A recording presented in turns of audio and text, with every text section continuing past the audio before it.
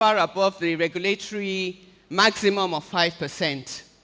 And in terms of inclusion, we haven't really done well enough. This is also data from EFINA, A2F. Look at microfinance banks. Between 2020 and 2023, we moved from only 2%, this is products and service usage, from 2% to 3%. While I was even still in service, there was one A2F data, and I was quite upset because I was director of OFID then. I think there was even a decline, or there was no change at all. But thank God, there's even a change now. We've gone by 3%. But look at mobile money. When did they start? They have moved from 5 to 12. Look at agents, from 28 to 54. So the 64% inclusion that we have is mainly from the agents and mobile money, not from us. But within that sector, the whole sector that seemed to be so dismal, when you look at the ROE, negative ROE every year, there's some very good microfinance banks. It's just that the financials are not in the public domain. But this is one whose financial is in the public domain. And look what good risk management, prudence, good credit underwriting can do. This particular microfinance bank had a return on equity of 19%, had return on assets of 3.6%, and in terms of loans to deposit, 64%. Even for commercial banks, it used to be 60%, recently reduced to 50%. So this traditional microfinance bank is doing very well. And there are quite a number of others which I know from memory when I was Director of OFID, and I'm sure Director of OFID can tell us about the other ones that are doing just as well. I was only able to pick this one because its financials were published. Most of us, you're supposed to put your financials on your website. I checked the website of almost every microfinance bank. I couldn't find any financials on the website. And Director of OFID, maybe you should go and penalize all of them for not publishing there. Eh? Oh, they're not approved. Okay, you're pushing it back to them. Okay. So now let us dive deeper into the digital microfinance banks. A particular one has surpassed 70 billion in deposits, claims to have a positive profit after tax that is positive. Bear in mind that I wasn't able to verify this. Its financials are not published. I couldn't find them anywhere, but self-reported, it claimed to have high loan impairment of around 45%. Then there's this other digital microfinance bank.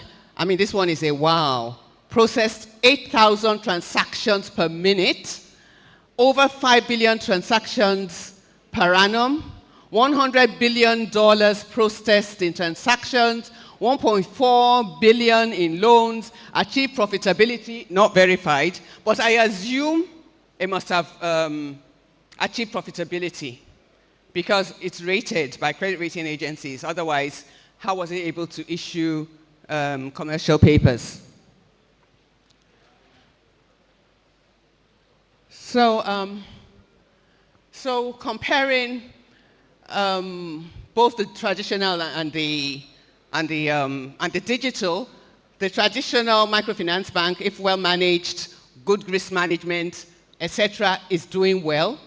The digital ones are also doing well in terms of reach, impact on the customer as well. So what do we learn from all this? Easy deposit mobilization, cost reduction, advanced credit analytics. But what is important, what we must bear in mind from the data I've shown you, is that there's a need to balance digital and prudential issues. That digital microfinance bank, which I did not name but I showed high impairment of 45%. Therefore, I think that what is advisable is a hybrid approach. that combines digital scale with prudent capital management. So how do we have a hybrid model? What's the path to it? Traditional microfinance banks, and I emphasize again, those that have sound corporate governance, robust risk management, they would have prudential stability, strong governance, regulatory compliance, experience in credit risk. The digital microfinance banks, they have scale, they have efficiency, low-cost distribution, data-driven credit scoring, and of course, customer convenience. So how wonderful, how beautiful it would be to put everything together and have a hybrid future of sustainable profitability, wider 100% financial inclusion, lower costs, better risk control, and stronger resilience.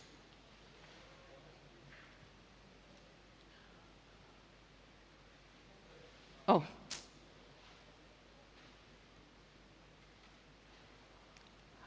So the pathway, we need to use digital rails to mobilize low-cost deposits. Where your feet, where your people cannot reach, digitization can get there. We gain efficiency by digitizing customer onboarding and credit scoring. At the same time, we must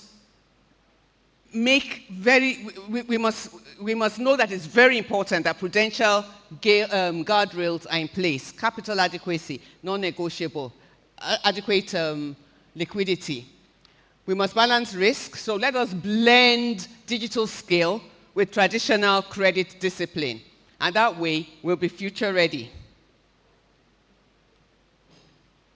So what opportunities and strategies do we have for a sustainable future?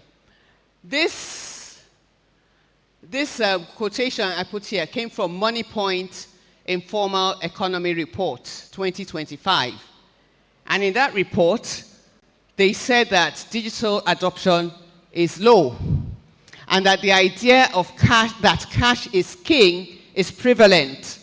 Cash dominates customer payments, followed by transfers. The truth of the matter is that people, especially the underserved and in the rural areas, still prefer cash. And that represents a huge opportunity to us as microfinance banks. Don't let us just sit back and let others seize, that initiative. I tell you that even, other players, apart from the fintechs, even banks, commercial banks are also looking at that. Where cash remains king, digital microfinance can reign. We can also reign as king there. The most important thing is that we get there first, before our competitor does.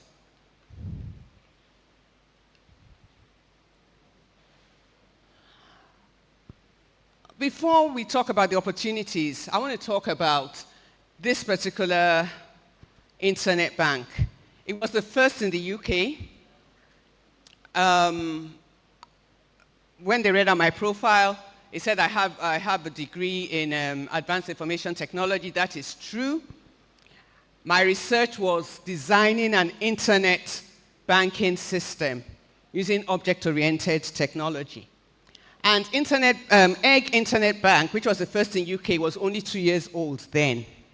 And it was brilliant. It was internet, it was digital only.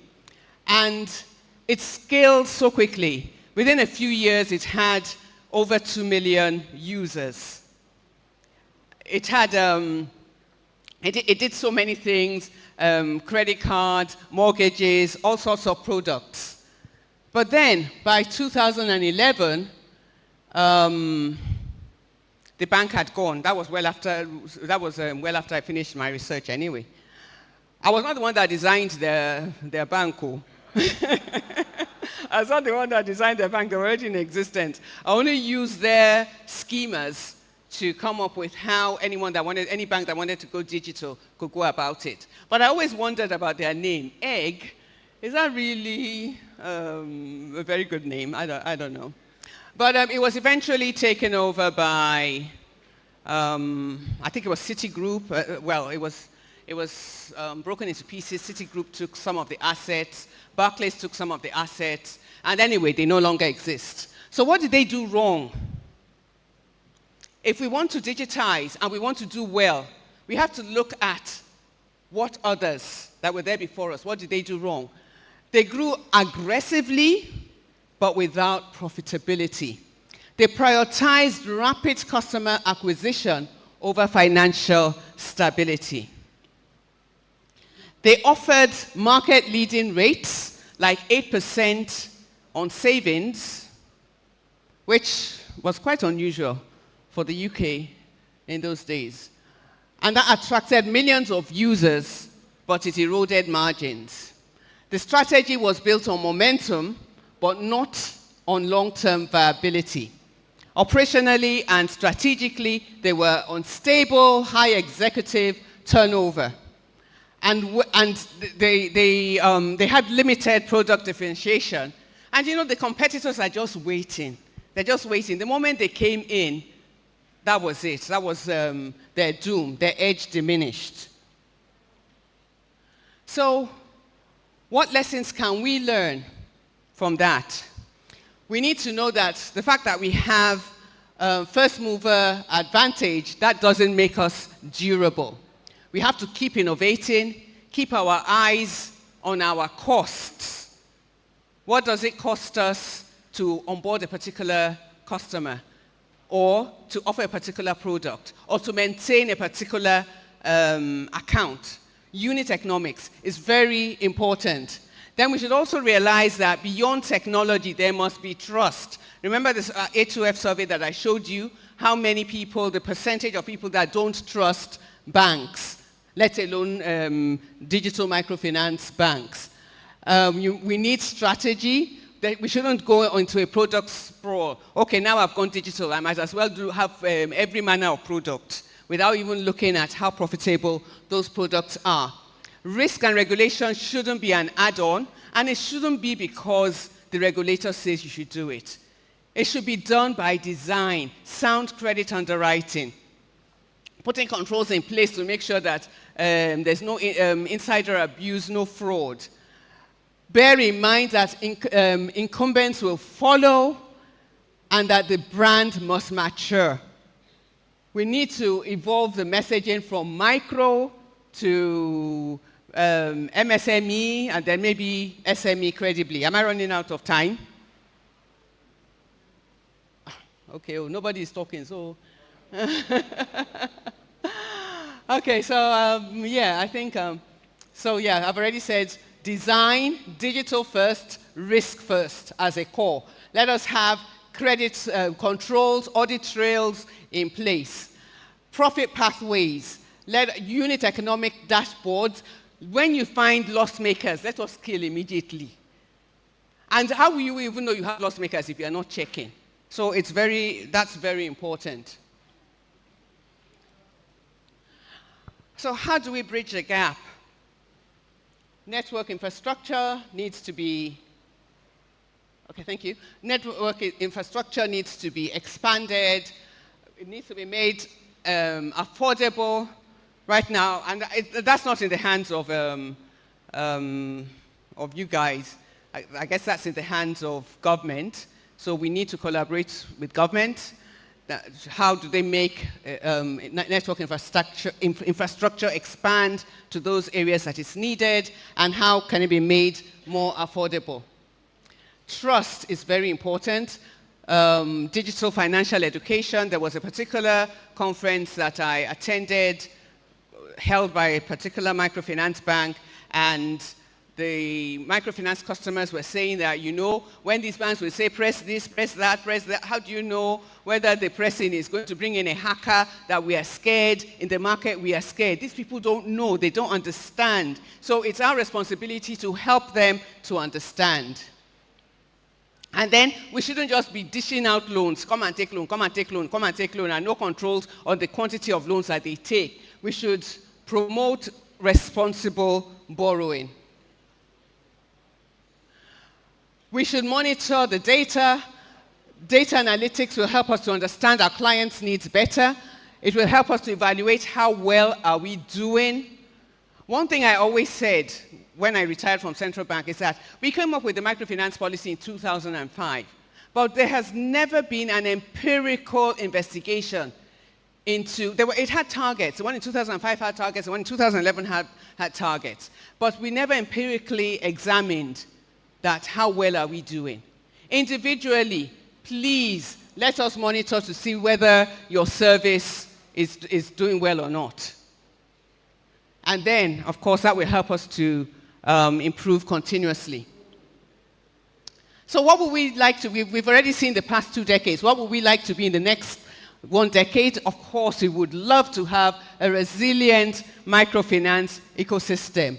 We would like innovation-driven growth, and we would like strong inclusivity with the regulators supporting us. And I believe that the regulators are supporting anyway. They're coming out with all sorts of policies, from cashless to sandboxes to open banking to release your APIs and et cetera, But more supportive policies would be useful.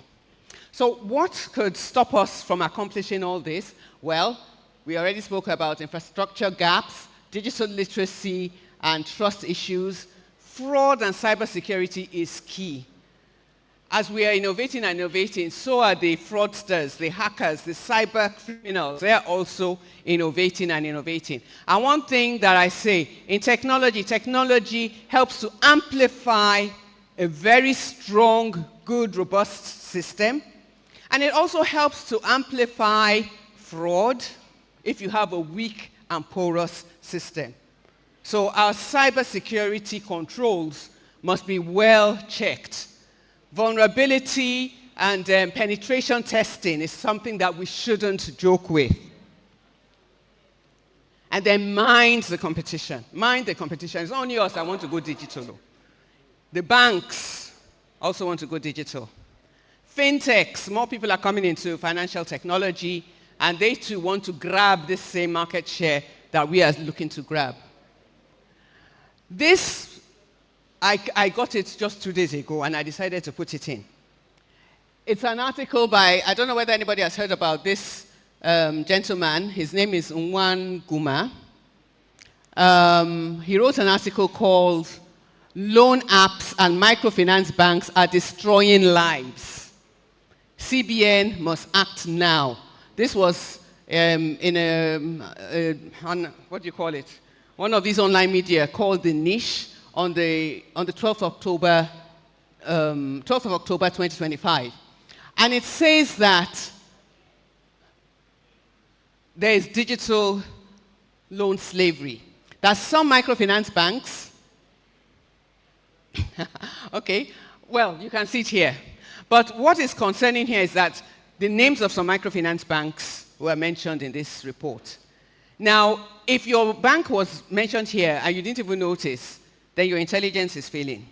It means you're not even monitoring what is in the public domain. So, but I would not put this aside because there's some element of truth in it from my experience in the CBN. So what is the way forward? I think we can skip this.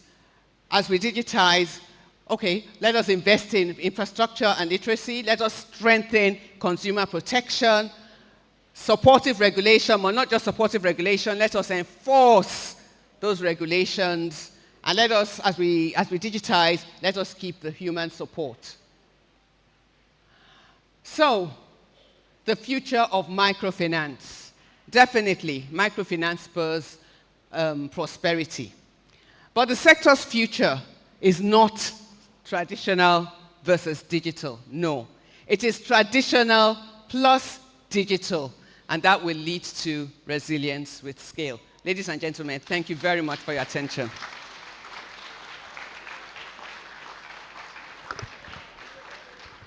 Thank you very much, Doctor. We appreciate you. Please, can you please give another round of applause?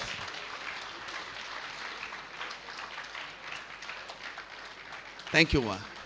Thank you, ma. I'm so sure we'll soon invite you again to the to the podium very soon. Yes. Thank you, ma.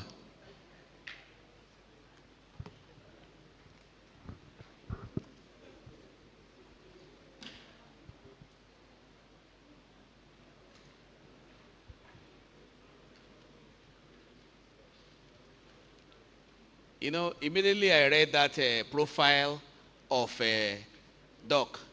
I just remove it from the brochure because I am afraid to even look at mine again. I haven't read that.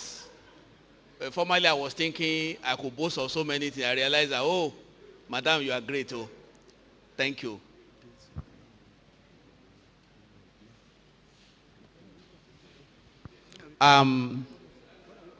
It is time for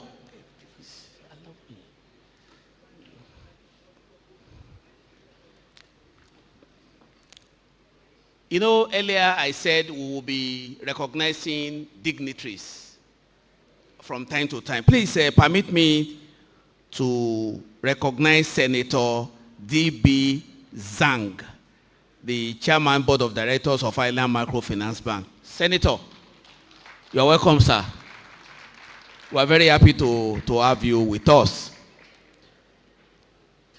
We want to have a very big cake. In fact, we have ordered for a cake that is taller than me for the gala night. Our intention is that we'll have the regulators and everyone stay with us for the gala night. But, their offices, they are very busy. We may not have all of them with us. No wonder we just created a symbolic cake. A symbolic cake. Once we call that today, for the gala night, we call the bigger one.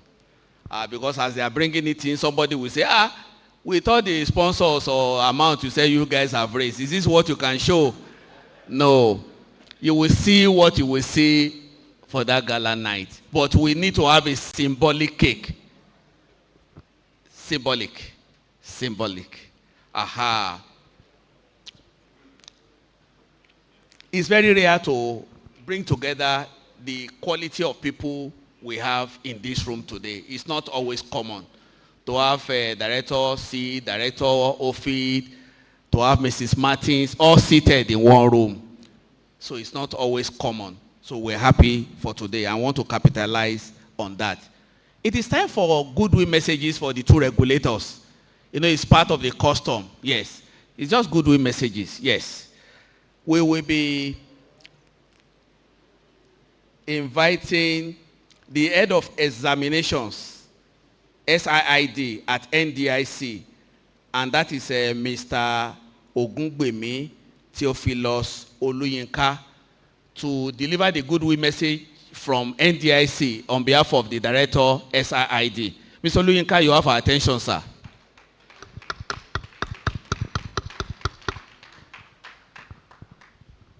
Thank you.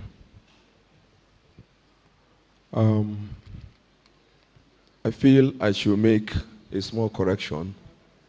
This goodwill message is from SIID and not from NDIC. Because as we were told earlier, the director SIID is here representing the managing director CE of NDIC, and she'll be doing the goodwill message from the corporation. Having said that, the director office, who we have seen today, wearing 3 caps, and he has done that beautifully. Director SIID, my own director, who we were also informed is representing the MD-CE of NDIC, and she has asked me to deliver these few words of goodwill to this August gathering. So, thank God she's seated here. This is her message. Emphasis, if any, are essentially going to be my own. All right. So this is the goodwill address by the Director, Special Insured Institutions Department, Mrs. Adaura Eseive, at the 20th anniversary of the National Association of Microfinance Banks, held here today. distinguished executives and members of NAMPS, invited guests, esteemed colleagues, ladies and gentlemen. It is with great honor and privilege that I address you today at the 20th anniversary of the National Association of Microfinance Banks. I extend my heartfelt gratitude to the association for extending this invitation and providing this platform for dialogue, collaboration, and collective reflection on the past 20 years of microfinance banking in Nigeria. Over the past years, the NDIC, through the Special Insured Institutions Department, has remained steadfast in its commitment to strengthening confidence in the microfinance subsector by extending deposit insurance coverage to protect depositors up to 2 million naira,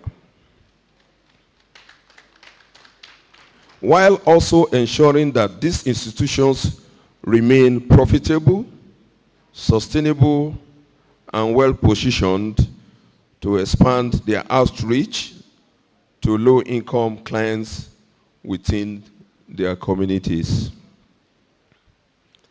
As we celebrate this milestone, it is important to acknowledge the progress made in strengthening regulatory compliance and operational resilience within the sector. In the past years, the association has maintained a strong productive collaboration with the corporation, particularly in the area of compliance. We would like to use this opportunity to remind you, that is the operators, of the prompt submission of certified statement of deposit liabilities before the end of January of every year, timely payment of premiums, and avoiding remittances into wrong accounts. Speaking to the team, microfinance banking, bridging the past, empowering a sustainable future for economic development, emphasizes both on reflection and renewal. Microfinance banks came into existence to fill the gaps left by the conventional banks in reaching the low-income households, small traders, and micro enterprises. Over the past 2 decades, the subsector has helped to, one, bridge the past by addressing financial exclusion through small loans, savings culture, and financial literacy for underserved people. Support national policy on poverty eradication and job opportunities.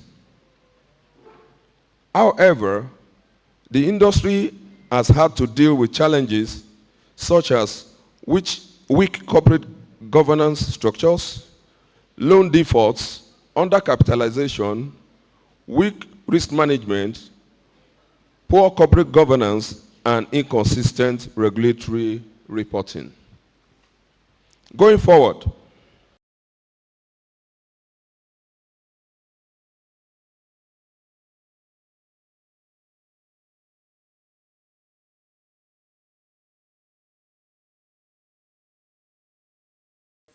selection of competent board and management teams, adherence to regulatory requirements, robust risk management practices, progressive digitization of operations, continuous capacity building for employees, maintenance of adequate capital levels, and prudent management of liquidity to ensure institutional resilience. Furthermore, the sector is encouraged to strengthen corporate governance human capital development, and most importantly, establish effective succession plans. Oh, good. Establish succession plans, especially now that most of the pioneer MD CEOs of most of these MABs have exhausted the maximum regulatory tenure of office. As supervisors, our roles extend beyond enforcement of rules and regulations. It encompasses the fostering of an environment conducive to innovation, growth, and inclusivity within the financial ecosystem. Microfinance institutions and fintech firms play a pivotal role in promoting financial inclusion, empowering entrepreneurs, and driving economic development, especially in emerging markets like Nigeria. However, with innovation comes inherent risks, and it is our collective responsibility to mitigate these risks while fostering innovation. As we commemorate this journey, it is also a time to assess our progress, identify emerging challenges, and chart a sustainable path towards the next decade. Through strengthened partnerships, sound governance, and innovative financial delivery, we can ensure that microfinance continue to play its pivotal role in fostering inclusive and equitable economic development. Once again, I congratulate the leadership and members of NAMS on these remarkable achievements and commend your unwavering dedication to the growth of the microfinance industry in Nigeria. May our deliberations be fruitful, our collaborations also fruitful, and our actions impactful. Thank you.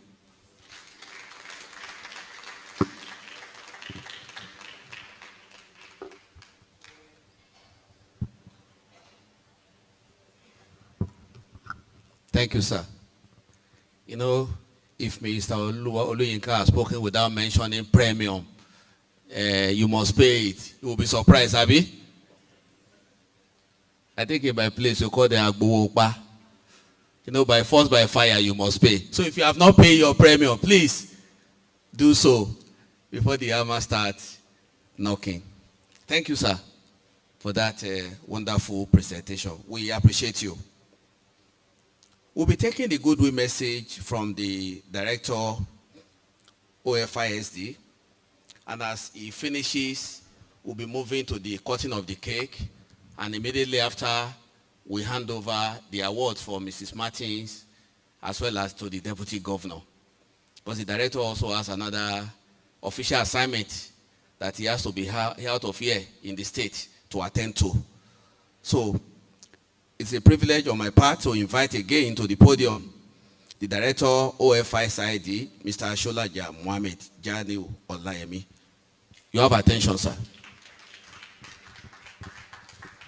Thank you very much, sir. Distinguished ladies and gentlemen, today, the day is already well spent, and of course, a lot of people will be very tired by now. So I'm not going to bore you with any long speech at this time, because most of the issues that we're supposed to discuss in this goodwill were well encapsulated in some of the previous speeches that we've had, which were largely dealt to by the presentation made by Chief Dr. Mrs. Martins. And of course, it's no brainer that we need to brace up. But let me just start by once again congratulating the president and the ESCOs of National Association of Microfinance Banks in Nigeria. But there's something that I need to let you know. And of course, it's a serious challenge. the sophistication that has come into the space in the last, say, 5 to 10 years is very alarming. And of course, we cannot afford to lag behind. While I want to encourage every institutions that are under OFI to embrace and of course ensure that they join NAB as a matter of urgency. Because if you see, to stand as a bunch, as a formidable bunch, is better than standing as a strand. Because you are very susceptible to being weakened if you have to stand alone. Because there could be some collective issues that will happen that requires the association to handle, on your behalf. But when you stand alone, you have to, hustle and of course solve that problem on your own. But now, Madam, in the course of our presentation, talked about some of the fears inherent in the fintech, inroad into the microfinance banking space. Of course, it's given. There's no innovation that doesn't come with its own challenges and, of course, advantages. So, because as regulators, we are braced up to the challenges, and of course, we are very, very much, on guard as to what to do. But suffice today that she was even talking about the industry assessment in terms of capital adequacy ratio and other prudential ratios. That a number of microfinance banks are drawing down those people that are really doing well in that space. Of course, it's given.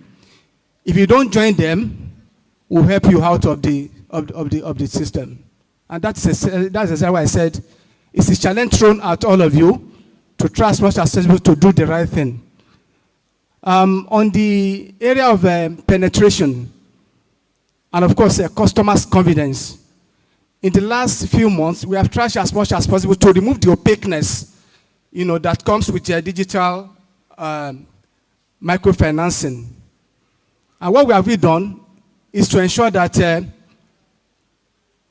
going forward, some of them that are operating outside their license, of course, they are operating nationally, but they are holding units or tier 2 or tier 1 license. We have encouraged them to go national. I think we have 2 of them successfully being upgraded to national category now.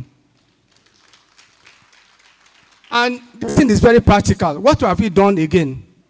Is to let them know that you must have brick and mortars in some of the strategic locations across this federation.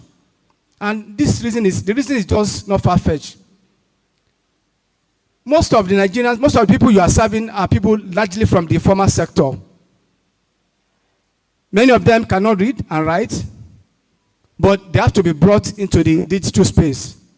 So what we have said is that if you have these brick and mortars and you have like OPA Microfinance Bank or you have Money Points, AB or whatever, people will know where to go and report to wherever they have challenges, with their transactions. And also, in the spirit of trying to reduce the volume of cash in circulation, of course, it will help us a lot because if you are aware of some of the recent reports by Central Bank, out of about 4 to 5 trillion currency in circulation, 98% of it are outside the feasibility of the financial system. This we need to bring them back into the fold so that we can have feasibility on the movement and, of course, activities of our cash. So it will help us to aggregate cash, across the country. So on this note, we shall continue to be engaging ourselves as an association and as an individual institution from time to time to guide you on what to do. But of course, bad market conduct and indiscipline will not be tolerated. And of course, everyone has to be well guided. So on that, let me just once again congratulate you on this 20th anniversary of your microfinance banking in Nigeria, and I wish you well. There's a lot of gap that needs to be covered. And I'm sure with the formidable a team of executives that you have now, I think sky is your beginning. Thank you very much, and God bless you.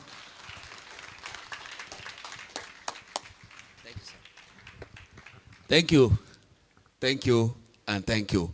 One unique thing about the director's speech is that he says he's congratulating us. I think he wanted to say we are congratulating ourselves because their effort has contributed immensely to all having this formidable sector that we have today. Congratulations, sir. It is time for celebration, for anniversary. Yes. We'll cut the cake and give awards.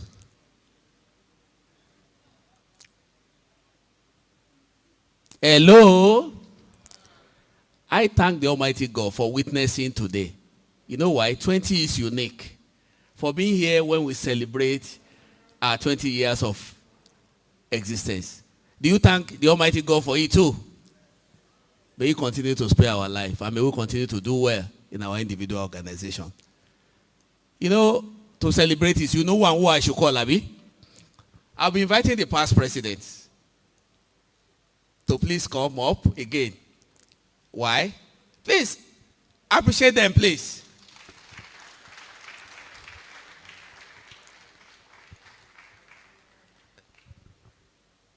The BOT chair, of course, because I don't want to be removed from the office. The BOT chair, please join us. Ma, I don't want my premium to be increased. So please, can you come to the podium to join us, please? And of course, our mommy, Dr. Mrs. Tokumbo Martins. Please, can you join us, ma?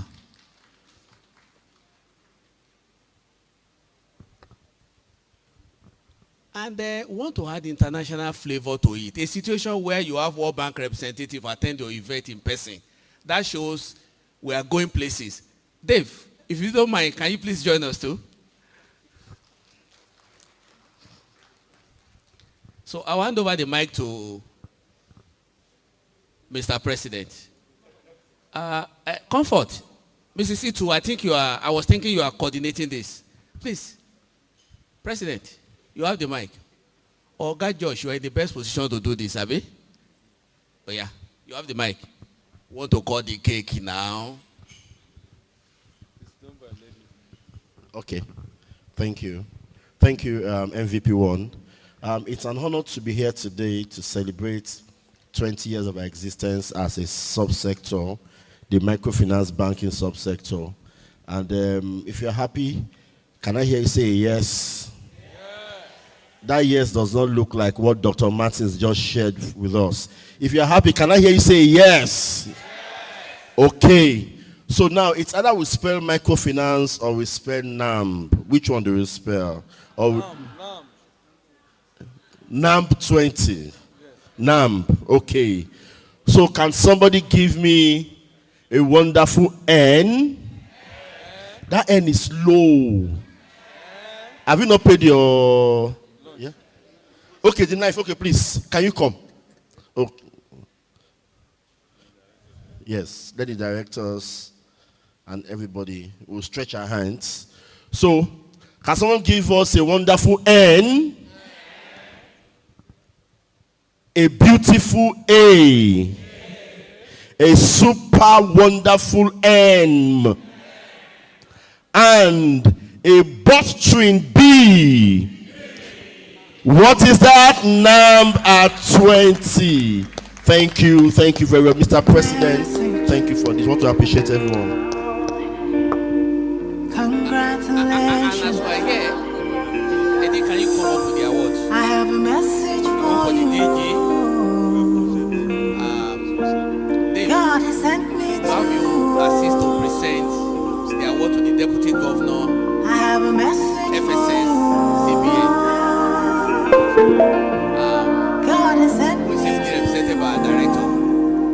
Is the award for Listen, the DG? them say, them tell you DG award. Say you can. Yes, so to DG Philip, who's done so much already, for the sector, and we know that DG Philip is planning big important changes for the sector. So on behalf of the microfinance sector, we offer this award to DG Philip, and we ask you to pass it on to him, and the thanks and congratulations from the sector. Thank you very much.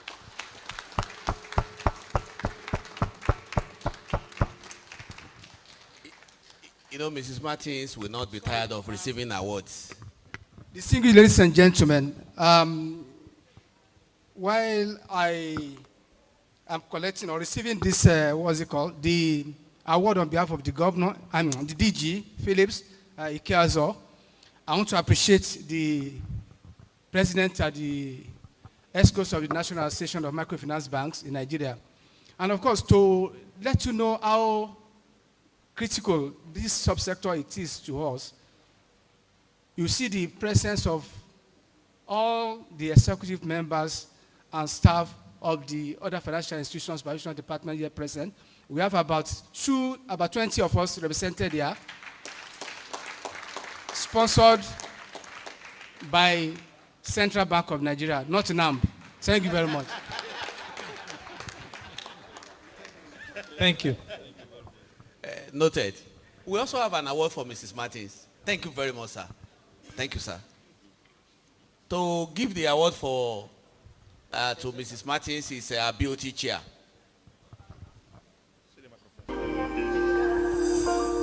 I have a message for you. On behalf God of sent NAM, me to you. I present this award I have a message for to you. our mommy of Microfinance Bank. God has sent me to you. Listen. For those of you who have have been around when she was in charge of Office D, you know really how passionate she was when she was the director in charge of Office D. Ma, we appreciate you. We are very happy to see you, and like the first vice president, we would love to see you again and again.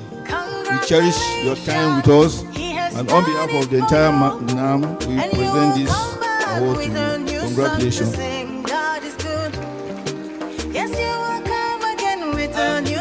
Ladies and gentlemen, my friends, my brothers and sisters, I want to say thank you. I am very, very humbled to be in your midst, and I'm really happy. I honestly, I really missed you guys. And I want to assure you that Yemi Sholaka, he's my brother. He has even more passion and dedication to this subsector, I tell you. So as long as you continue to be compliant and listen, you don't have any problems. I assure you of that. Thank you very much. Wonderful seeing you guys again. Thank you.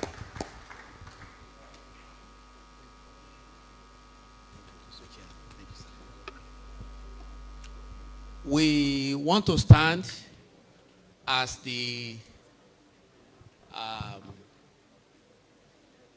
director departs for another official engagement. He's back again tomorrow morning for a special paper. So we want to stand up to appreciate him. We can feel him in the last few months of navigating our sector. We can feel his presence. Thank you, sir. Thank you, sir. And thank you, sir.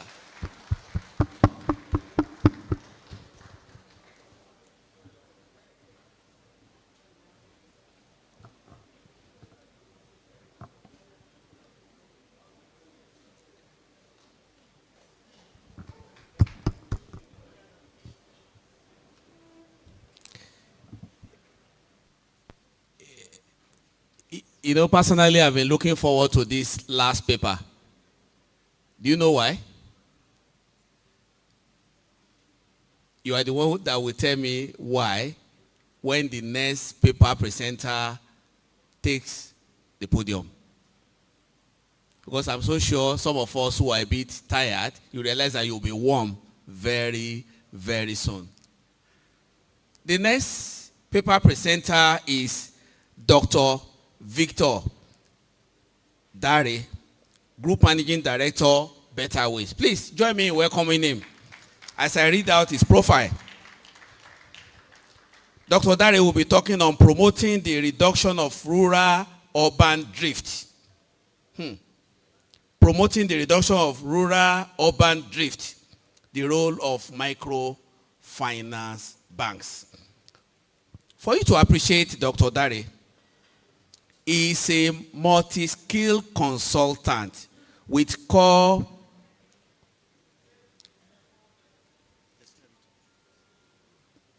qualities in banking and skills in financial reporting, accounting, risk management, organization strategy, taxation, forensic and financial investigation, security strategy, oil and gas security strategy, leadership development and corporate strategy. Dr. Dare has track record in structural capacity building for over 25 years. He is a certified management consultant and a World Bank certified trainer. Dr. Dare is a fellow of many professional bodies in Nigeria and abroad. He is a consultant to AMCON, FIRS, CBN, NASS, NNPCL, ICANN, PTDF, NAFDAC, TCN, German government, the Ghanaian government, NICOM, MPF, Transmission Company of Nigeria, Nigerian Navy, PENCOM, the World Bank, UNO, WHO, and many MDAs.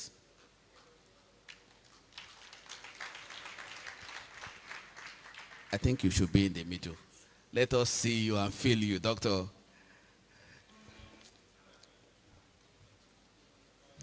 Dr. Dare has about 65 financial institutions in his book.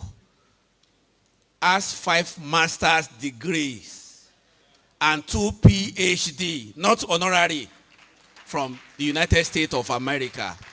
I want to say that again. He has 5 master's degrees and 2 PhD from the United States of America. He has an MBA from Harvard Business School. Victor is the Group Managing Director of Better Ways Group, a professional and life coach, a social psychologist. I present to you Dr. Victor Dare.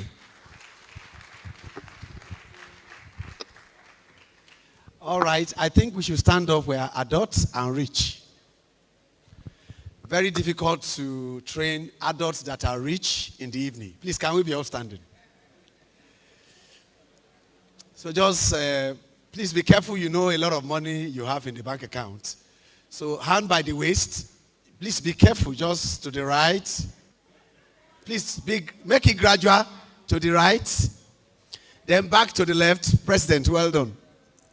Please be gradual. This way again. Then one leg up. The other one up. Make it fairly faster. Fairly faster. Be careful, you know you are elderly and rich. Then faster this one. Let's go faster. So let's go. It's good for you. Let's go. 1, 2, 3, 4. Ikebe, no the heavy, the owner. Let's go. 1, 2, 3, 4. Ikebe, no the heavy, the owner. Let's go.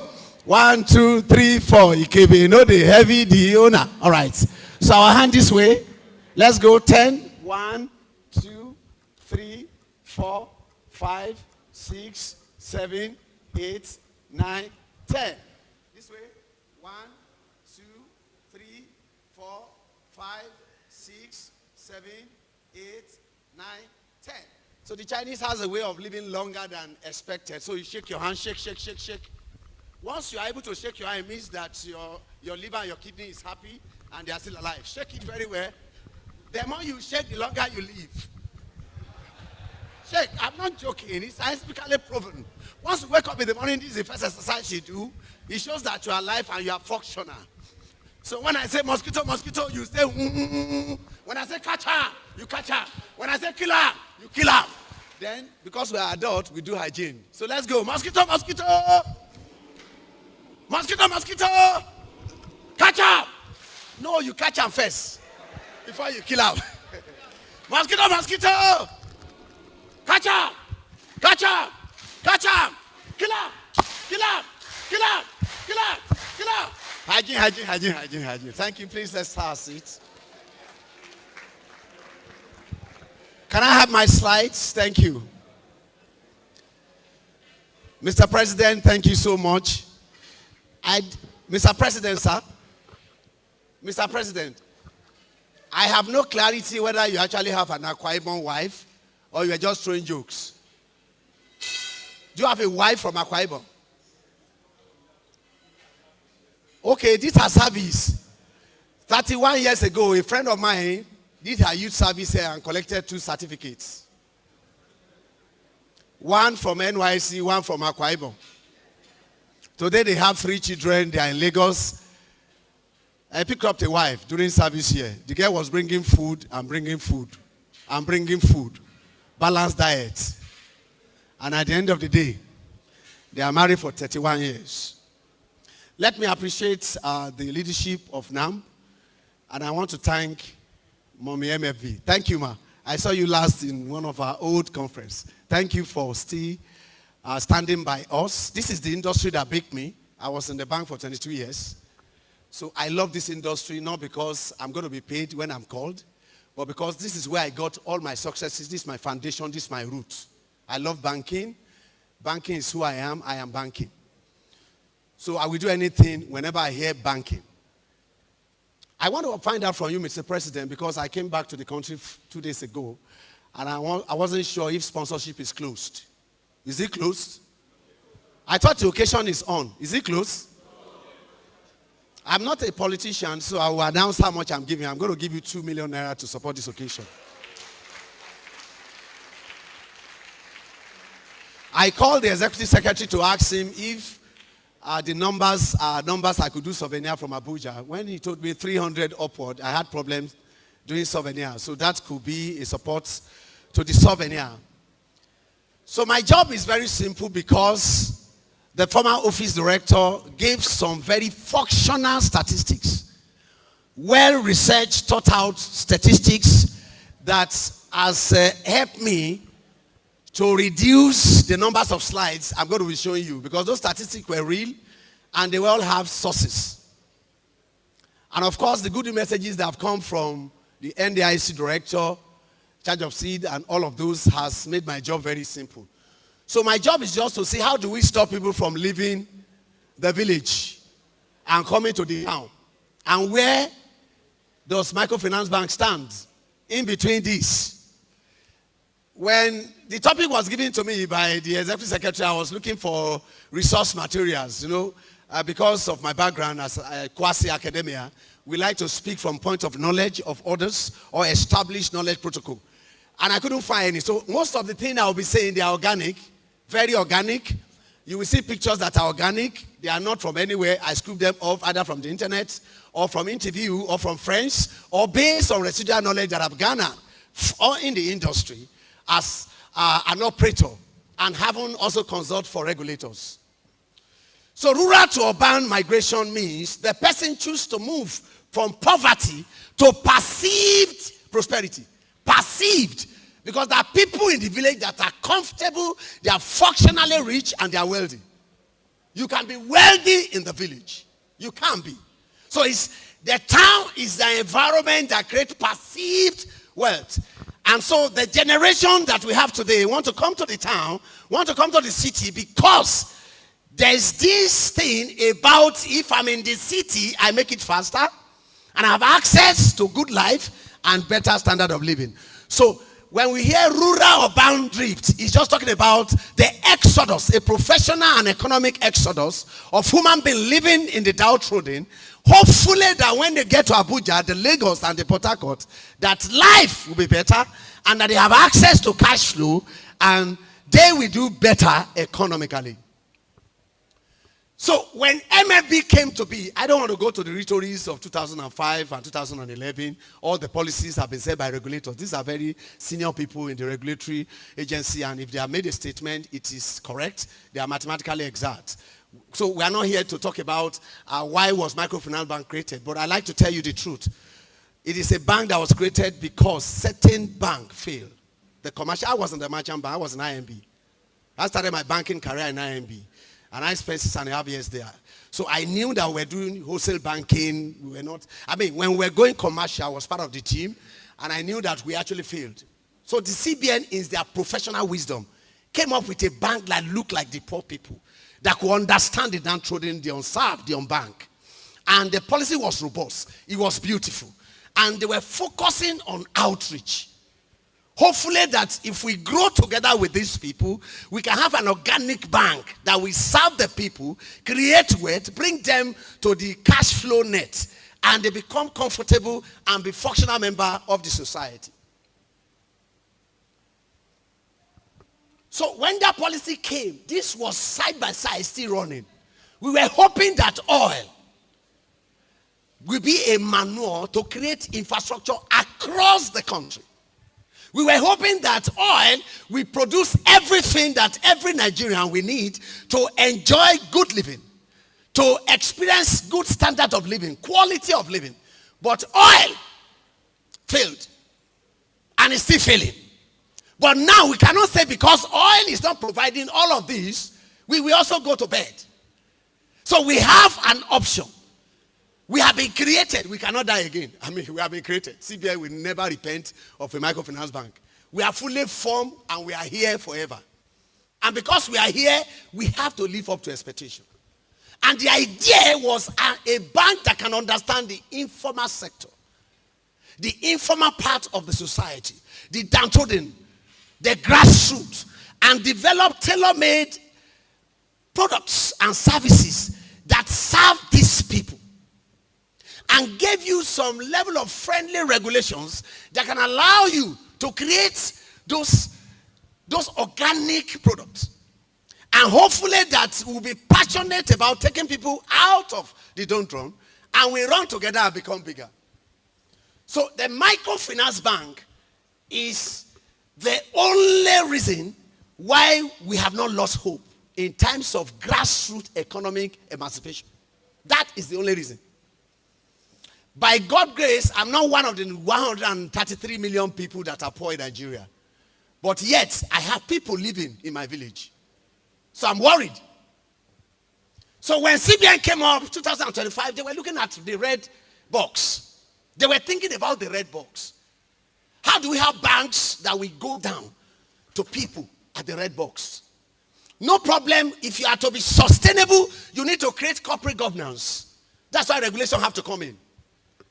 Because ownership of those community banks that are transforming to microfinance banks, some were individuals, some were retirees that just brought out their small money to start. So if they are not regulated, they can be out of order professionally. So CBN had to come with regulation because there was quarrel over, if you want me to serve the informal sector, why are you bringing all the statistics, all the ratios, and all of those regulations? How do you want me to breathe? You want me to obey your cash ratio? You want me to obey your liquidity ratio? You want me to obey your portfolio at risk? And I don't have structure collateral. So all of those numbers were just to beat us to shape so that while we serve the poor, we are under regulation and those metrics should be obeyed. So we're hoping that while we serve the poor, we also have a structural activity where thought out operations, corporate governance, and that's why they come up with operational efficiency. And eventually, expectedly, if you have done the job and you have critical mass and you have 1 naira, 2 naira coming consistently and progressively, you will be able to achieve financial sustainability. So that's justification. Those box. That's why CBN came up with this. So it was correct. It was the only way to go at that time. And 2011, they rework and look at it again. What test can we do? They also brought out some robust changes with NDIC. They sat down together and they shake the box and say, okay, what test can we do? And they fine-tune the entire thing. And hopefully that we can move for these numbers of years and said we are now flying. So I want to ask a corporate question. Please give me a corporate answer. Where are we? Are we sleeping? Are we working? Are we running? I've heard a very beautiful presentation how Microfinance Bank has done well in terms of liquidity, in terms of access to finance, in terms of reaching out to the unbanked and unreached. Can we just be sincere? This is a time to celebrate 20 years. It's also a time to think. She mentioned something about the close office, something that for so numbers of years, we've not had scientific data to measure performance. We need to have that reality, yes. We look at those numbers based on regulation, but can we sit down and measure how we are doing as a microfinance bank based on the reason why we were created, financial inclusion? So I asked a corporate question. It can be a corporate answer. It can be an answer from regulator, from anybody. But I need an answer. Where are we? 2005 to 2025. What are we doing? Are we working? Let's see whether it will come from the operators, the regulators, and very senior people, the president, are saying working. Are we working today? Are we working, flying? We are running. Let's take one because I want to make a statement. Are we working or running? It's between working and running, right?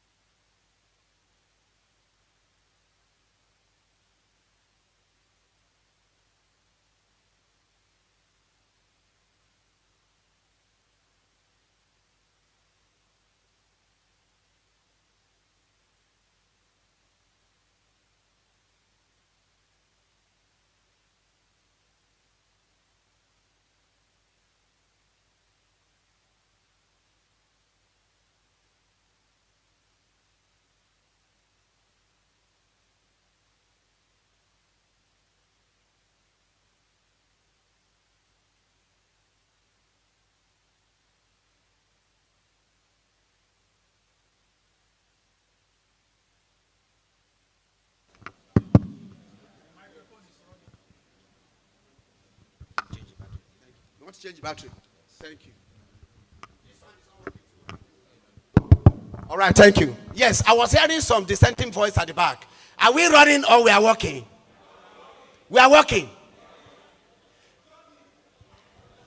A 20-year-old child or man, what should he be doing?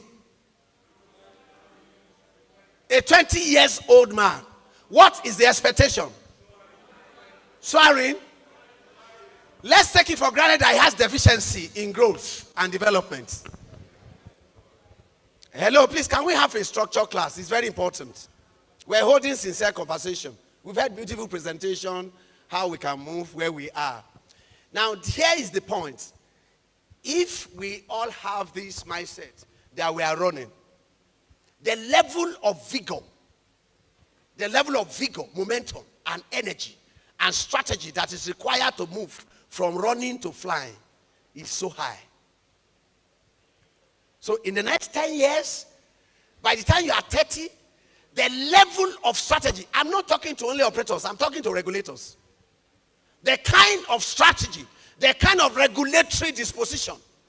President, the level of energy NAMs you have, operators you have, to move from running to flying. Because when you are flying, you are working against gravity.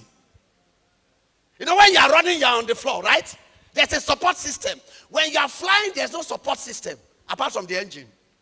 So it means we need to double up from what we have done in 20 years with engaging digital transformation to be able to bring in efficiency, speed, cost saving, service excellence, all of those metrics that the MFB has presented to you. To achieve all of those, you need ICT.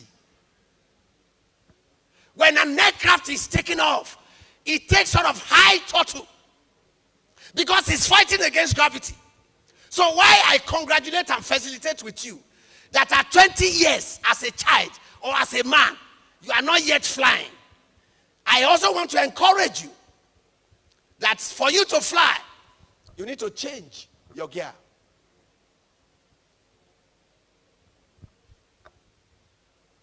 We have 130 3 million Nigerians that are multidimensionally poor. The meaning of multidimensional poverty index is that they have no access.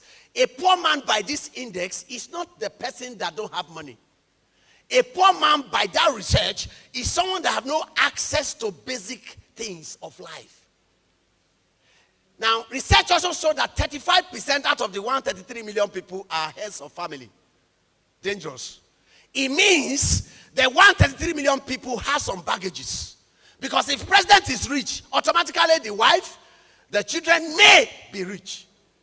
If the president is poor, if you are one of the 35% of the men in this figure, it means that the entire family queuing behind you are also poor. So it means we have a straight line, 133 million people that are multidimensionally poor in Nigeria, but we now have other dotted poor men queuing behind them. Now, this is where I'm going. If Microfinance Bank is functionally impacting Nigerian society, then we should visit this figure. Because we are created to respond to this figure. I don't have a problem with Microfinance Bank. I consult for about 65. Many of you MDs, you are my friend. You know I consult for you. So the question I ask myself is that, okay,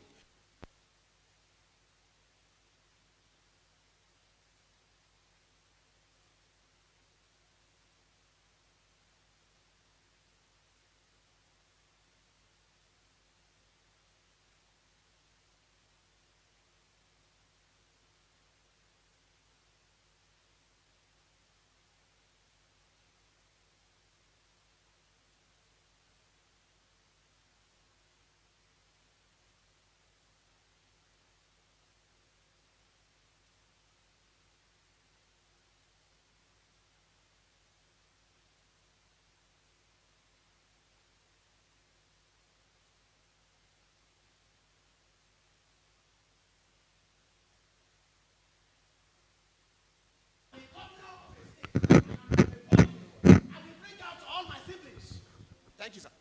I'll bring all my siblings to the town, naturally, to come and assess good life. But if there's something holding them in the village, if there's an economic activity, you won't see this. You won't see this exodus. People want to fulfill basic financial life. People want to generate income on a continuous basis. There is no way to achieve that in the village. But the bank has power to create that climate. That climate of entrepreneurship. We can train them. We can support small businesses. I brought a few things before I close now. You see, some people without Microfinance Bank, they are creating the economy in the village. They just need one little push. One little push, and they are good. So people are moving because of this. They want to have basic cash flow assurance. I want to be sure this money will keep coming. I want to be sure that my life will be improved. I want to have social esteem. I live in Abuja. Some people are in Abuja. I live in Abuja. A lot of people are in Abuja. They don't have jobs. They don't have anything, but they live in Abuja. That is social esteem. Where are you? I'm in Abuja, FCT. Some live in Maraba. Some live in Yanya. Some live somewhere around Suleja, but they're all in Abuja. And when you tell people you live in Abuja, in the village, there's something about your status. It increases and inflates validity. That you are okay, even though you don't have economic activity. For the matter that you live in Abuja, I live in Abuja, I'm still in Abuja. Doing what? People don't ask the second question. Oh, you're in Abuja, oh, fantastic, that means you are doing well. Yeah, we are doing well. So people will keep living the village until we do our job.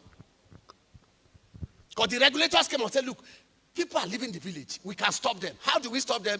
Let's have a bank that can go there and create economic activity. First, train them.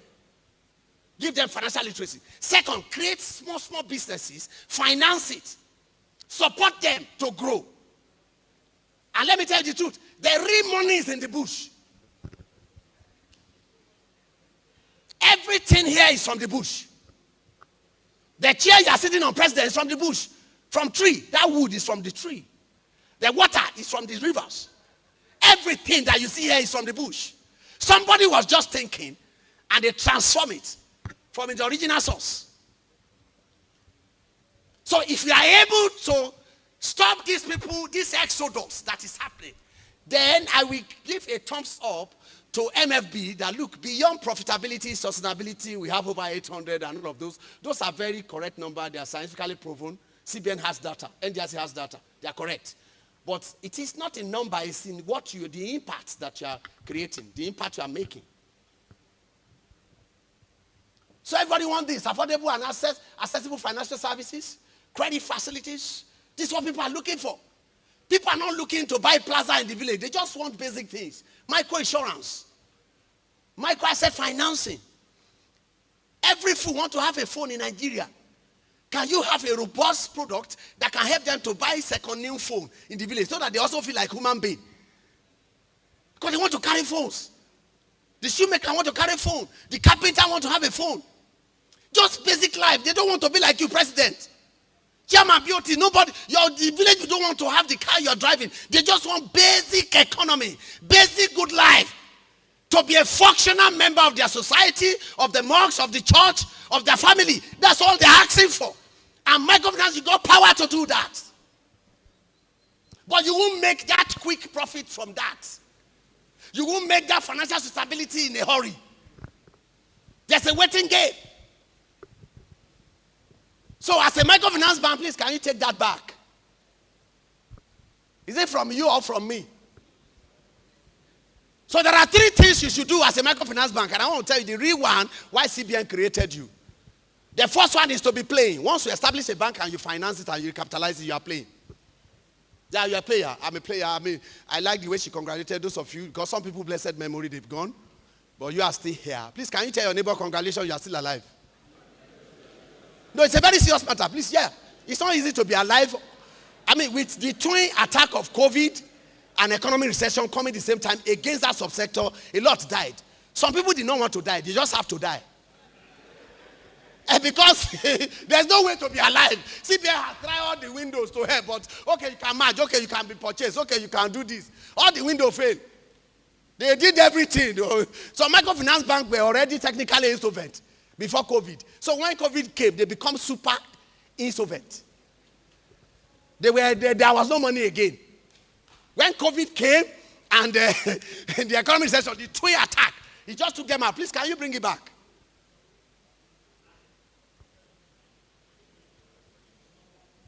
So the first thing is playing.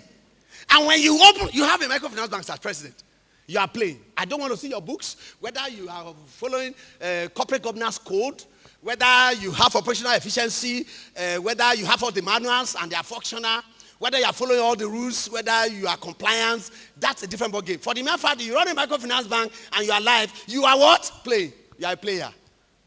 That is the cheapest, the laziest point in a game. Just play. So some of you that are making losses, you are a player. Sorry, are you not playing? Those that are making losses are keeping quiet. Better talk now so that we can help you. Whether you are making losses or not, once CBN still keep you and NDIC kept you in the system, you are a player. Everybody say, I'm a player. Say, I'm a player. The second one is you need to be scoring. As a microfinance bank, when you are scoring, what does it mean? It means that you're making profits, you're paying salaries, you are doing your returns to regulators, and when risk examination comes, they just see a lot of things noted for compliance, noted for compliance. They don't see toxic problem. When CBN and NDIC, they don't see toxic problem. That means you are scoring. But the most important thing in microfinance banking is to win. You can only enter the league of winning and winners when you are making impact to the people. When the poor people can feel your presence and they no longer want to go to the town. They want to stay where they are because you're there to help them. They can pay school fees because you have school fees finance. They can meet home economy. They can meet funding gap, basic funding gaps.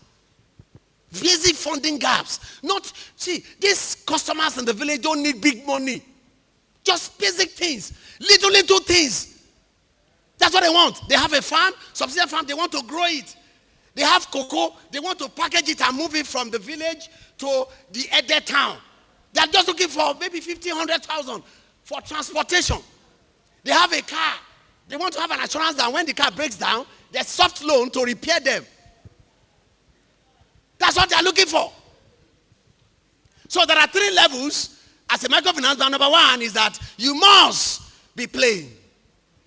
And for you to cut money from your income to come to Akwa Ibom, pay return tickets, it means you are playing. You are a player. Now, scoring means that you have a robust operation. Yes. Your operation is efficient. You are paying salaries. You are picking up all your bills, and you are compliant. Compliance to regulatory and statutory provisions. It means that you are scoring. But like I said, the last thing, most important thing in microfinance banking is to win. And for us to win, we need to do more than sustaining the bank. We need to create markets. Create markets, we call it market development. You look around where you operate and create a market. I have had some relationship with some microfinance bank in Ogun State, specifically, and you see the wonder some of them are doing in Ogun State.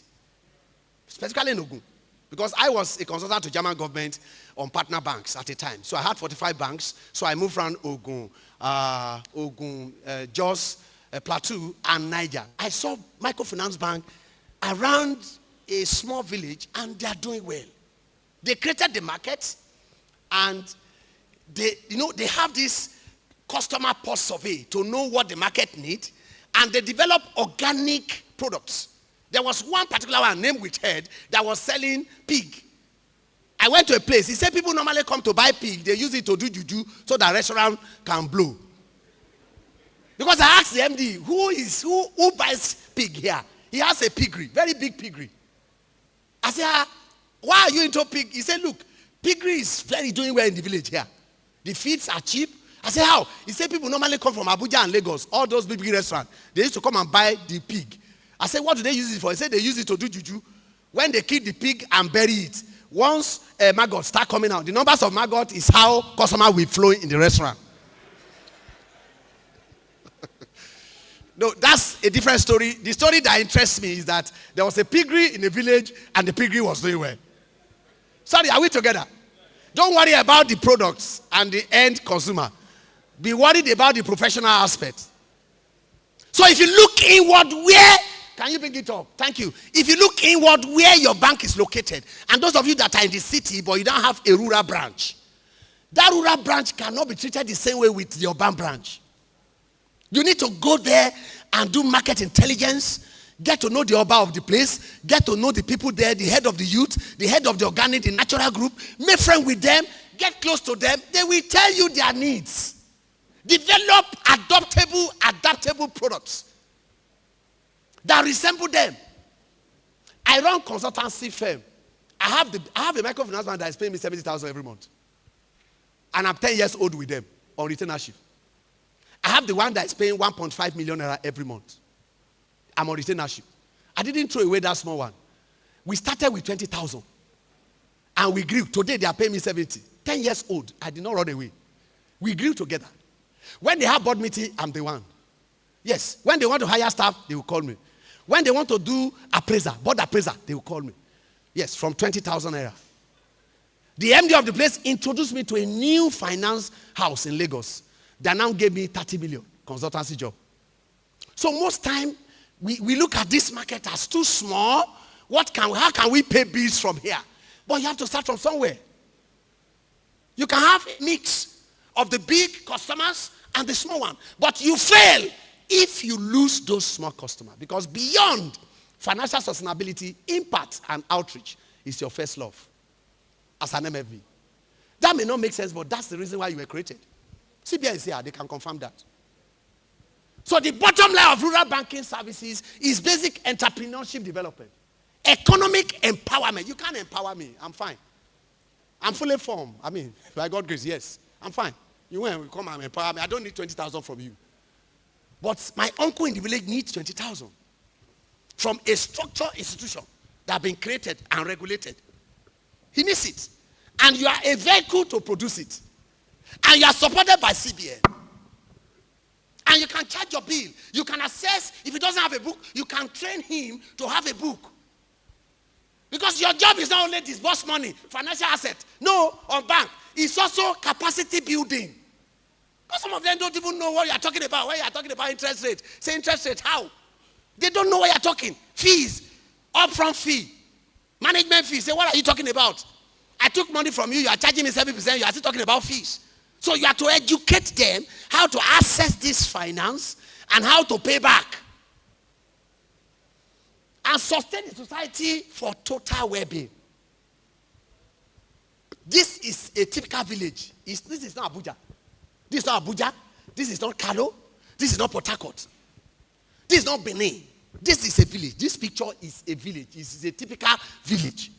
If this kind of economic activity is going on in Nigeria and no microfinance bank can see this, then we have fall short of the reason why we're created. I want us to use this 20th anniversary. I know there will be a lot of, I've seen a lot of people, I've seen the cream of people that are coming to do discussant, that are coming to look at some of this paper. Please, I want us to look at the impact as part of the deliverables for this 20th anniversary. Not just profit, sustainability, profit.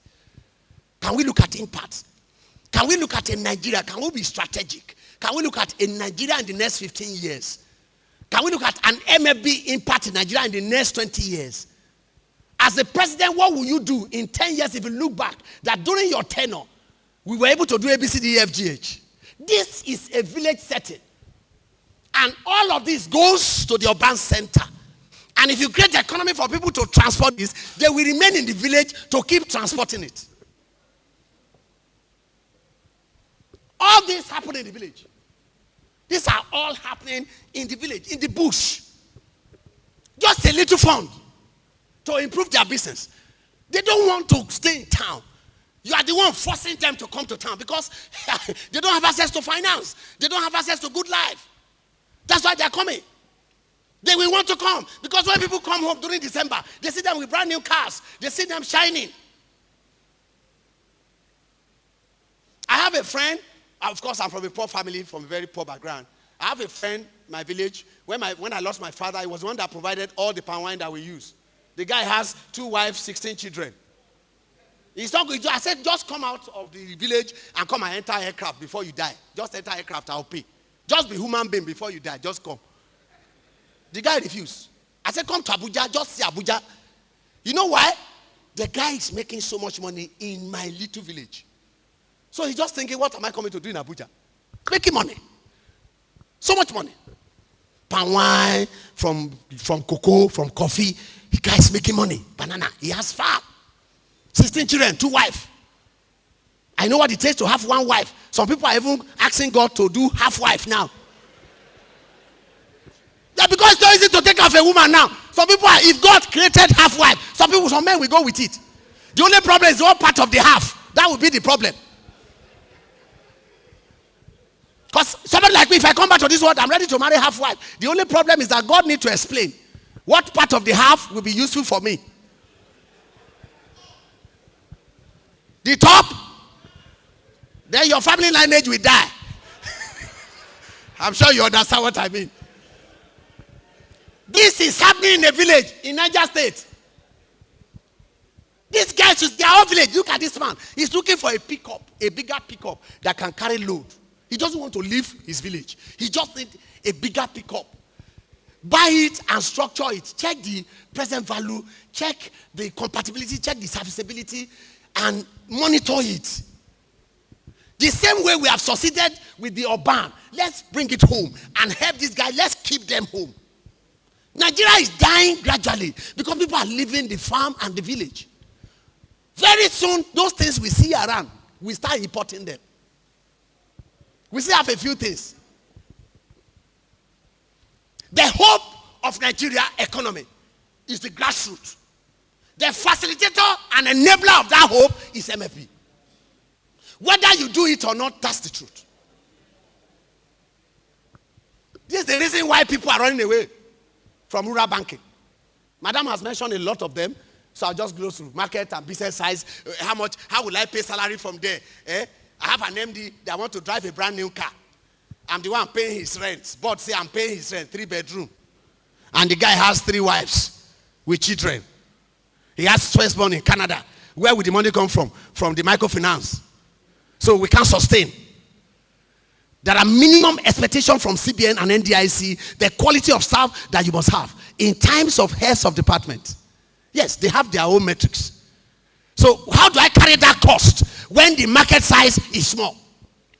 Then a lot of people don't even know what you're talking about. Financial literacy is so low. Some people don't know what you're talking about. When you're talking about savings account, you can withdraw, you can do this. You need to educate them. Then collateral issue. Collateral issue. You want to give a loan to someone and you don't know how to have your secondary cash flow. If the primary cash flow, which is supposed to be cash flow lending, fail, what do I fall back to? Sometimes you do all this. That's why you see group lending fail so massively, because we did not understand this alternative collateral arrangement. Otherwise, group lending has succeeded in many other climes.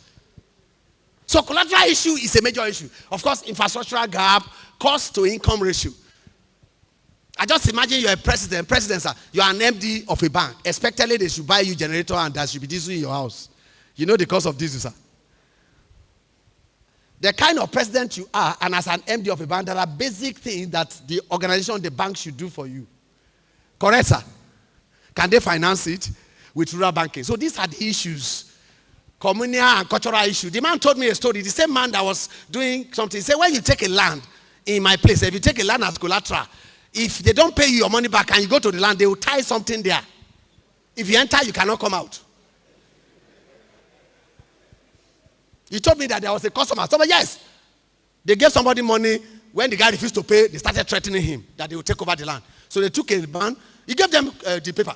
They took a man there to go and buy. Both the man and the bank official, they were in the farm. They couldn't come out. They will get to the edge of the farm. They will start going again. They will get to the edge. They start going. They were just moving around the farm.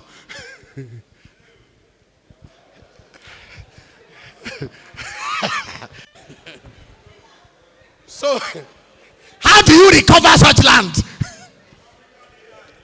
AI.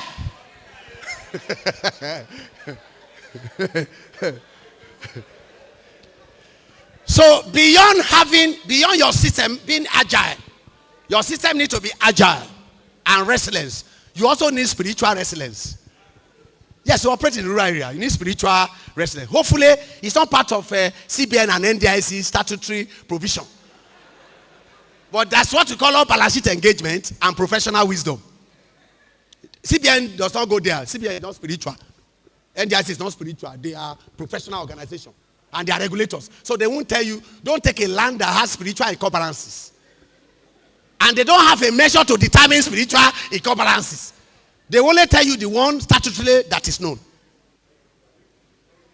Where do we go? I'm rounding up. These are my suggestions, please. When you are asking questions, these are my suggestions. These ones are my suggestions, the ones I want to mention. Those ones have been talking from the point of knowledge, point of regulation, but these are my suggestions. Number one,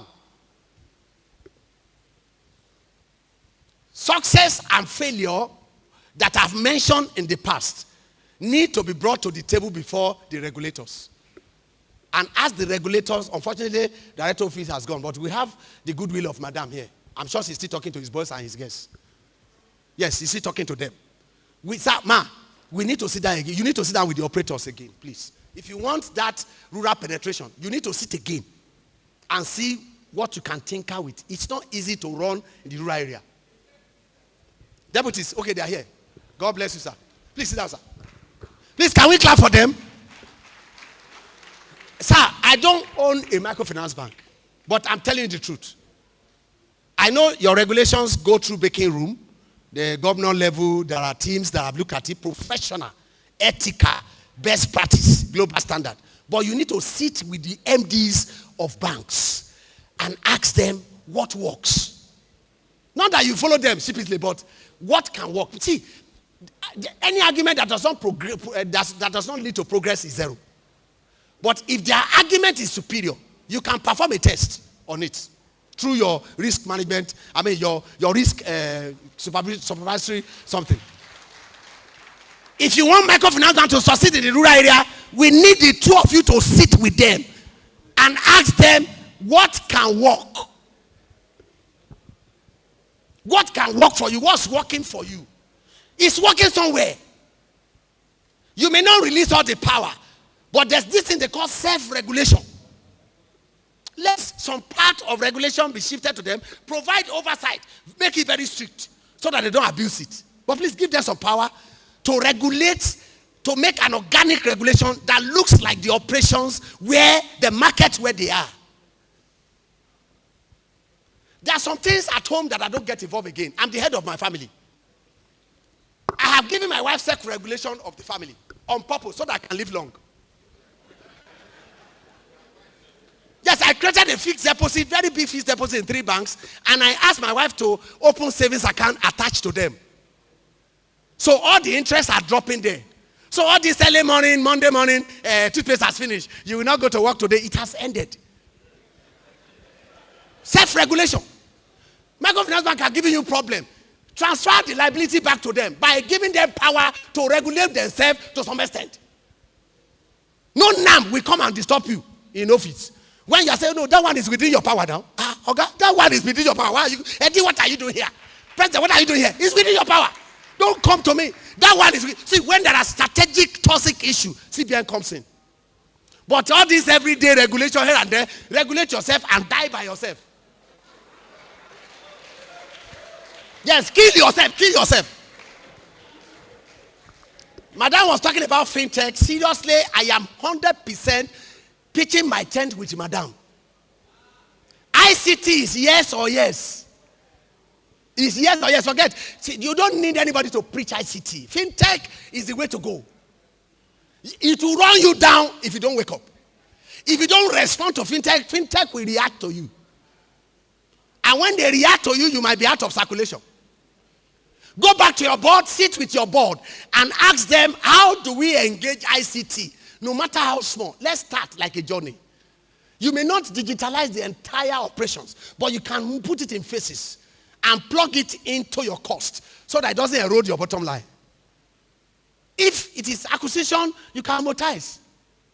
It's just go back and think. Go back and think fintech. That's all I can tell you. These are my suggestions. SMEDA. How many of us have heard about SMEDA? You know, CBN has a rule. There's what to call, there's a rule of things you can't do. Non-permissive. Public sector is one of them. Am I correct?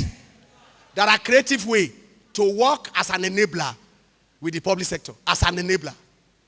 We were here listening to a governor that have licensed a microfinance bank, and parastatals that are owned by government now have accounts. I want somebody to be curious to ask them, the MD is here, how did that happen without defaulting? Yeah, without contravening CBN non-permissive. They must have done it properly. So there are creative ways to think. Engage your mental capacity and mental adventure as you do this business. There are rules. Without breaking rules, CBN did not ask you not to think. I'm done. 5 minutes, it's okay. 5 minutes is okay. Sorry, are we together? NYSC. I just want you to think. There's nothing like thinking out of the box. There's no box anywhere. Just think. No box. Because the thinking out of the box say that think around the box. No, there's no box. See, when it's time for you to survive, when you want to survive, you will engage mental adventure. Anything. As long as it's legitimate. MD of banks. Can you start thinking? This 20 years. You are 20 years old. Now, please go and meet NYC. What can we do together? Ask them. There are things you can do together. These people, they have access to funding that they are collecting from us. They are collecting money from us now. So the issue of liquidity, they have liquidity. Now they are thinking partnership, collaboration, they are engaging people. They want to make professional noise. Join them to make the noise. These people are making a lot of noise. If you go online now, you see noise. They have a lot of things. We are trying to build entrepreneurship. We have partnership, this one. The World Bank is doing this. DFID. They are partnering with people. Can you squeeze yourself inside the vision? Squeeze yourself inside. Now, go and be part of this success story. They will have a way to bring you in.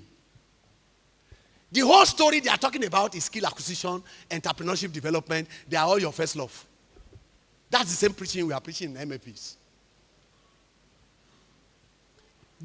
I'm not here to tell you, I'm running up very soon. I'm not here to tell you about give them money, train them.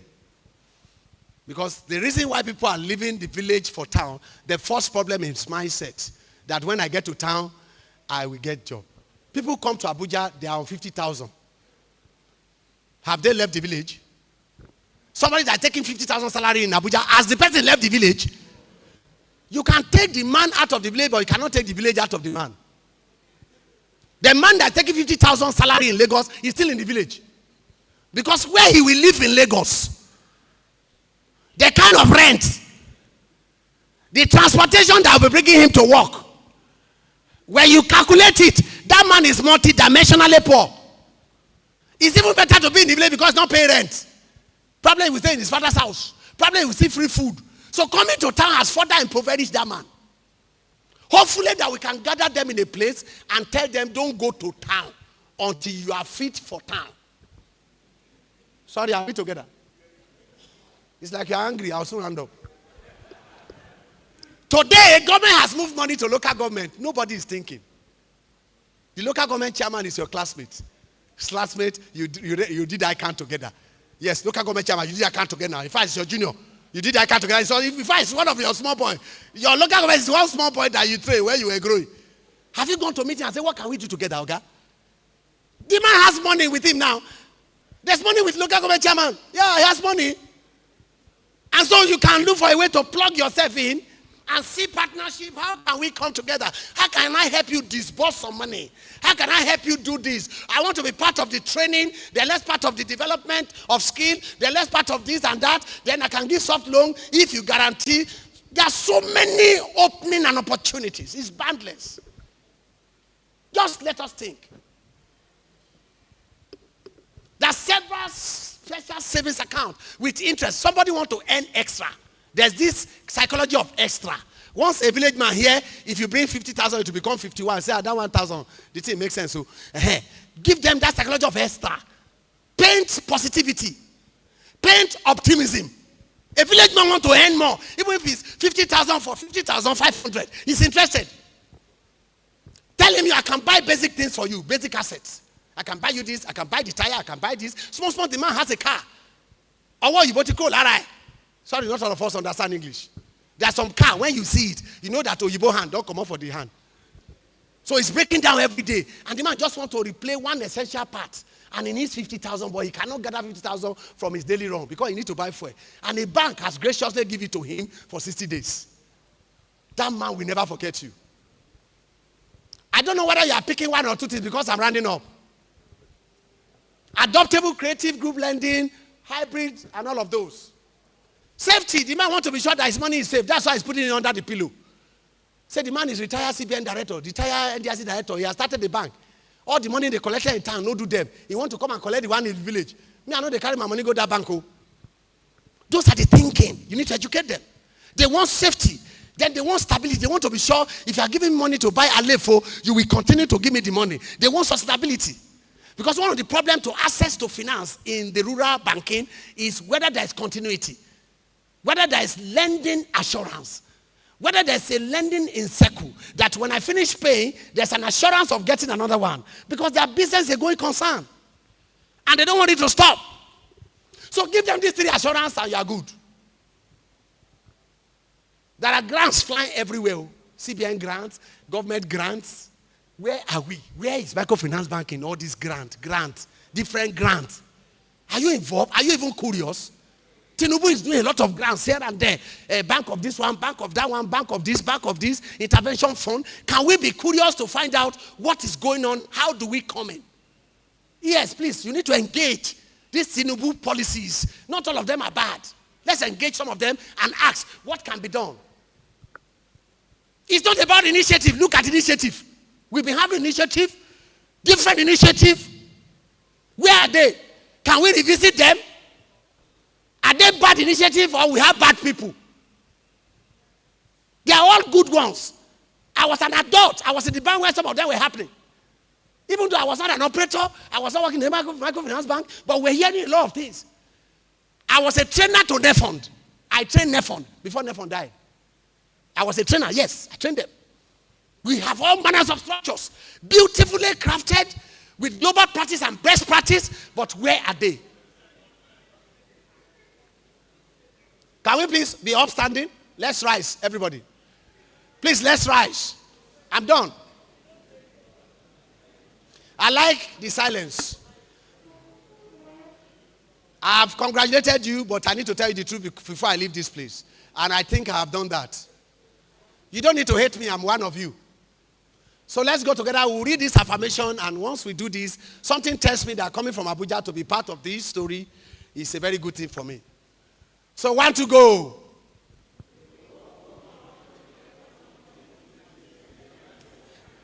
Number 2. Number 3. Number 4. Number 5. Number 6. And number 7. Number 8. And number 9. And number 10. And number 11. And the last one.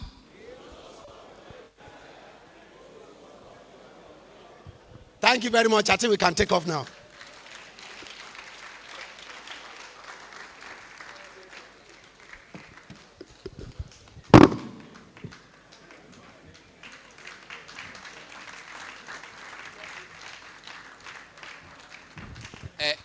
Dr. Dari, you know you cannot just go like that now. Okay. You know, most of us that have known Dr. Dari, we always look forward to his presentation. He can continue to do this till tomorrow morning and you will not be tired. If he sees that you are dozing off, we say, okay, we have been doing this, be jogging and be dancing. Thank you, sir. We appreciate you. You have challenged us. And we promise that we'll live to work on those challenges and we'll surpass your expectation. Thank you very much. It's good to have this mic. Sometimes with this mic, you can do anything. Although when you drop, come down, you can receive your spank, you know. With this mic, you know, I can just, director, can you come? And he will come. But after, who am I to say director? Can I get nearer to her? What am I saying? We have the honor to have the director, SIID, to come and assist us to give our appreciation to Dr. Victor Dari. Ma, you have our attention, ma. Thank you very much. That was very, very tremendous. Very excellent presentation. Thank you very much. And on behalf of NAM, we present this to Dr. Dari. Thank you very much for your presentation. There's no camera? Please, President, please do it.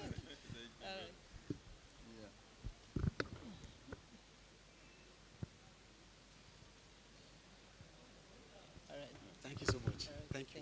Thank you. Thank you, sir. What a day. It's a fulfilled day. Baba will do the wrap up and we say the grace. You know, it's a new name for him now. It's Baba. Alaji, you have attention, sir. Yeah, this is a trick the first verse has been playing on me. Initially, when we started, I was very worried of him. And when I realized that the NWC members are gunning and going around him, I suspect that he may be planning a coup against me. So, but then now that the coup is no longer viable, he's now addressing me as Baba so that people would think I'm that old to retire so that he can easily, without bloodshed, take over. So, ladies and gentlemen, we say thank you very much. And as we witness what we heard from the beginning, from my speech through the governor's speech, and indeed, the microfinance mother, I believe we can say that this is a worthy day, and we have learned a lot. So we believe, from the points raised through that of Mr. Dade, who eventually helped us kill all the mosquitoes in this hall, and I will hope that tomorrow we will not have any reason to kill anything again. So we say thank you very much, and we appreciate everyone. By tomorrow, the presentations, especially that of the microfinance mom and that of Mr. Dr. Dare, will be made available to our members. And to our past presidents, we say thank you very much, and we appreciate you very well for taking your time and coming to grace this occasion. We believe that you'll be around with us up to the day we are closing. Certainly, we are not only making history, we are making history. For the first time, we have many presidents around that generation upon generation. So we say thank you very much for coming. Our BO teacher, you and your team will also appreciate you, and we thank you very much. And to our most important guests, the directors, CBN and that of NDIC, we say thank you very much for taking your time and coming along with your team. But then, as usual, you know, Mr. Oni mentioned that there's no way one of the NDIC personnel, I will not mention names, there's no way you have a conversation of 2 or 3 minutes without him demanding premium. So we advise our members to make sure that, yeah, you are not only paying your premium, but then it should be timely. Finally, we say thank you to Mrs. Martins for your presentation. Definitely and certainly this is a well-researched paper. And by the grace of God, we are going to have it in both soft and hard copies for our members. I believe it is not only going to be for the operators alone, but then the regulators and anyone who is having any goodwill towards the sector, that there is lots of research. And when they read your CV, my wife texts me to say, how did Madam manage within the years? She said you must be over 120, because for one to have all this, you finish this, get this, finish this, the qualification is that much. There are like 7 or 8 people within just your single qualification. So we say thank you very much for coming here in person, physically. We truly and sincerely appreciate you. We say thank you very much. And we believe during your time as director, that's why we brought all the presidents. I believe you have, during your term, we have 2 or 3 of them that did one, only. Okay. The troubles and the chorus, Mr. Rogers, the NAM's most turbulent period was during Mr. Rogers. And then he was lucky to have you because at least the project is outside. So we say thank you very much. And ladies and gentlemen, our members, we thank you very much for taking your time to come, and we believe what we learn here is going to be very, very useful.